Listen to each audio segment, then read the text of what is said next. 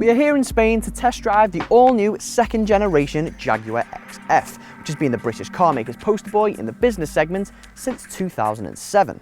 Headlining this new generation is a host of technical wizardry, both when it comes to its driving dynamics and when it comes to its efficiency with its new Ingenium diesel, but we'll come to that later.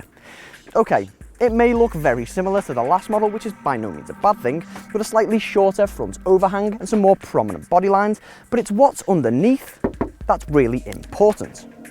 So, Jaguar has moved away from the all-steel underpinnings in the last model and has embraced an aluminium-intensive architecture, cutting up to 190 kilograms in weight. Its wheelbase is also 51 millimeters longer, but overall it's 7 millimeters shorter and 3 millimeters lower. And that brings me to its rear seats. Although the XF is smaller in its dimensions on the outside, the longer wheelbase has allowed Jag to free up an additional 15mm of legroom and 24mm of knee room. Not just that, there's also an additional 27mm of headroom, thanks to the strategically chiseled out panel in the roof.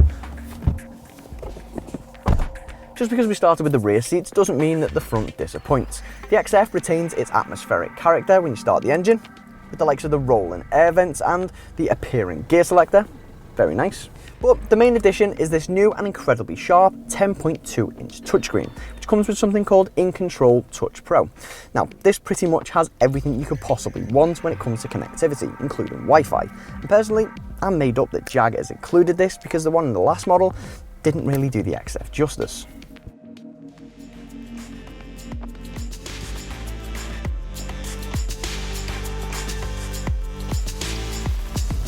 So it's day 2 of the launch and we're taking on some winding roads up in the mountains, putting the XF steering and agility to the test. But you know what? The steering's so sharp and responsive, you don't really need snaking roads to have fun. However, if you do take it into a dastardly hairpin, then you do come out with a smile on your face.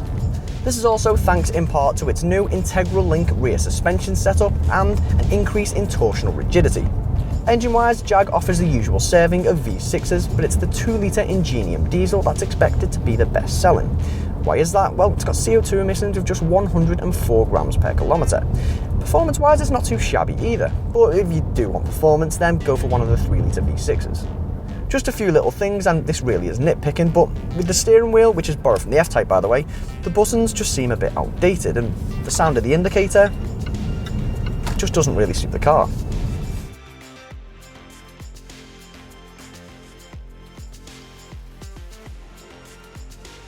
In short, Jag has made its most awarded car ever even better, and its subtle exterior tweaks and more mature engine lineup means it's sure to trouble the likes of BMW and Mercedes.